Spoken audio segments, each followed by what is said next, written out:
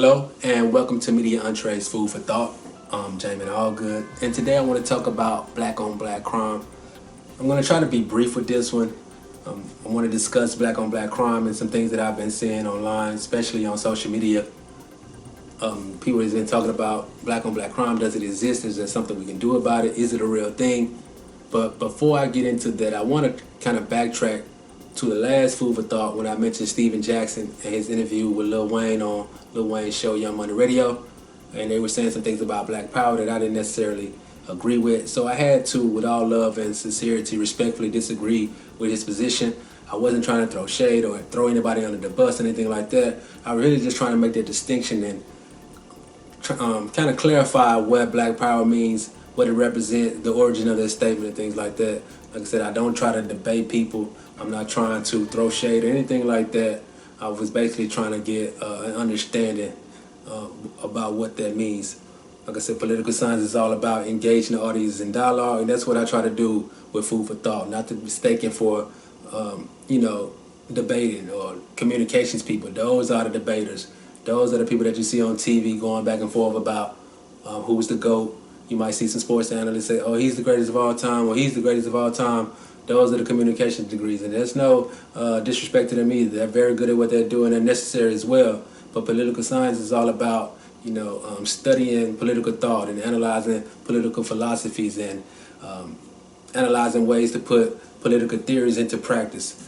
For instance, if we were talking about voting in elections, I will mention like three basic parts of getting somebody to office would be like name recognition, campaign fundraising, and galvanizing your base to get people out to vote.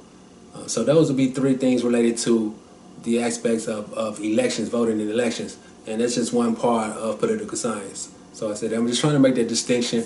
I'm not trying to throw shade at anybody, but I'm just trying to understand that I don't do a whole lot of debate. It's really just try to give people something to think about and just try to engage you. Hopefully you will see this and you, leave a comment, share. And I also try to always write an article so you can get a better understanding of what I'm trying to get across in Food for Thought. So if you're watching this on a YouTube or something like that, you click on the description and you will see a more detailed description of what it is I'm trying to get across in an article related to the topic. So today I want to get into black on black crime. And a lot of people online have been talking about, if Black Lives Matter, then why aren't we protesting black on black crime? So to answer that, I want to first reference a quote by Dr. King, which is another thing I do with Food for Thought.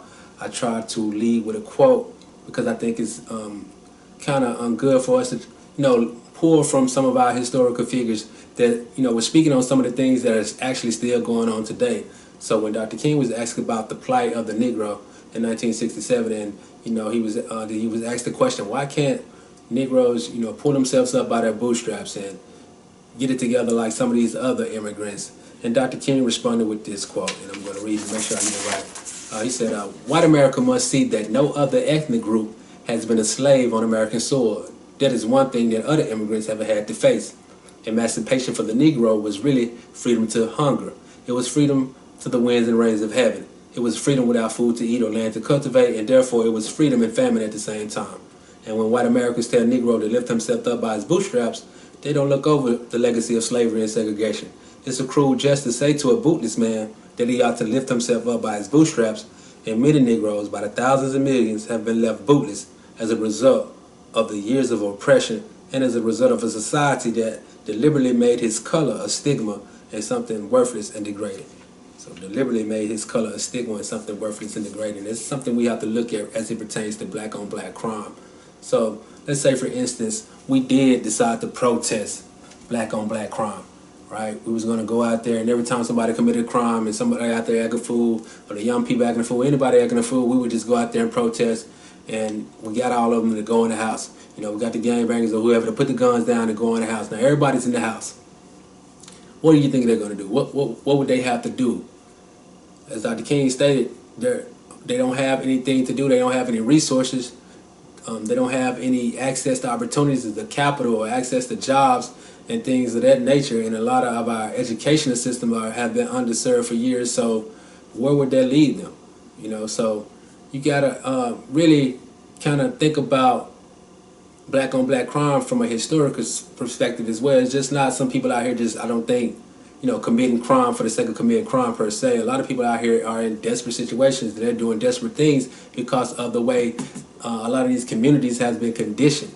They breed hopelessness, to be honest with you. So that's why you see a lot of people talking about defunding the police and reallocating some of the money that go to a lot of these police systems and programs, because they have a lot of mismanaged funds. I don't think, when you talk about defunding too, I don't think people necessarily want to lower manpower or put anybody out of a job or anything like that, as we just got to mention it. It's hard enough as it is for everybody. I don't think want to see anybody lose their job per se, but some of the weaponry that has been put in place to use against some of these communities is just really ridiculous, right? You have on a regular routine traffic cop, you have a cop with a AR-15 assault rifle or anything like that. I mean, just really over weaponized. And some of these police precincts and departments have, tanks and tear gas and all kind of special equipment that they're using to police communities of people, and they're just over weaponized. So I think they can take some of those resources and funds away from the weapons. I mean, because if you have that with the regular police department, then what do you need the SWAT team for? They coming with, what do you think they have? Grenades? I mean, then you have the narcotics unit and the gang unit and all these other different divisions. If the regular police pulling up with assault rifles, then I'm sure they have, I don't know what kind of weaponry. I was looking at a video online where this guy, I think he was somewhere in LA County, and on a regular traffic stop, this guy was unarmed, and they was pulling up with assault rifles. I mean, 4 or 5 cars deep, SUVs, police coming up out of SUVs with assault rifles pointed to this man. And had it not been for the person standing there, shooting the video and pleading with the officers to lower their guns, the man hands is up, his hands are behind his back, locked in his hands, and who knows what had happened had that person not been there shooting that video. So I think they can do something better as far as the weapons that they use to police some of the communities. So that's what I wanted to say about black on black crime, because when you really think about it, black on black crime could be labeled society on black crime, to be quite honest with you, because society has really did a poor service to some of these communities that we talk about, where the so-called black on black crime exists. So I told you I was going to try to be brief. I know I'm not the best at sitting in front of this camera with not a lot of people, like nobody here or whatever, but so I wanted to be brief this time. But I did want to share that thought with you. Let me know what you think about black on black crime, or the so-called black on black crime.